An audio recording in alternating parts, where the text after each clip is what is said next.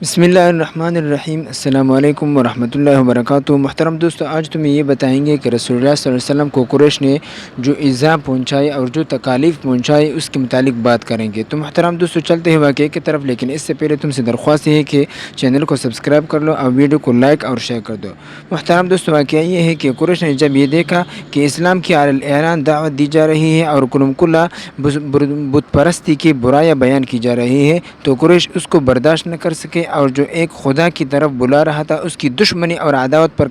کمر بستہ اور توحید کے مقابلے کے لیے تیار ہو گئے، اور یہ تہیہ کر لیا کہ آپ صلی اللہ علیہ وسلم کو اس قدر تکلیف اور ایذا پہنچائی جائے کہ آپ صلی اللہ علیہ وسلم دعوتی اسلام سے باز آ جائے۔ تو محترم دوستو، معجم طبرانی میں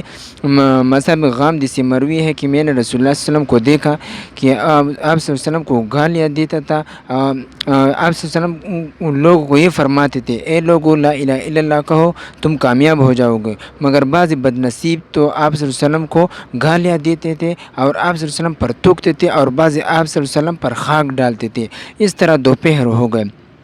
اس وقت ایک لڑکی پانی لے کر آیا اور آپ صلی اللہ علیہ وسلم کے چہرے انوار و دست مبارک کو دھویا۔ میں نے دریافت کیا کہ یہ کون ہے؟ لوگوں نے کہا کہ یہ آپ صلی اللہ علیہ وسلم کی صاحبزادی زینب ہے۔ اور محترم دوستو، ایک دوسری روایت میں آتا ہے کہ میں نے رسول اللہ صلی اللہ علیہ وسلم کو حجازی بازار میں دیکھا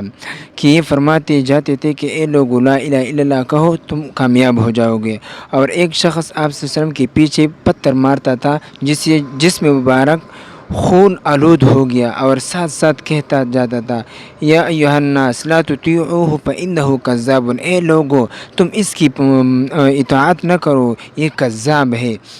اور یہ پیچھے رسول اللہ صلی اللہ علیہ وسلم کے پیچھے جاتا تھا اور اس طرح کہتا تھا۔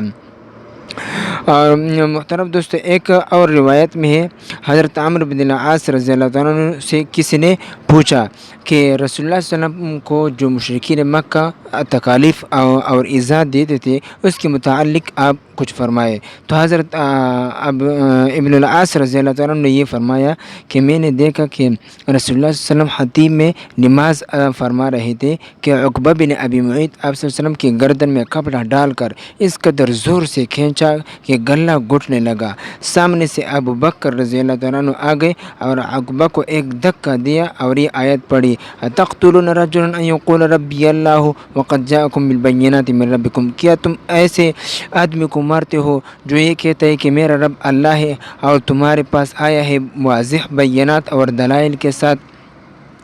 جزاک اللہ خیرا کثیرا۔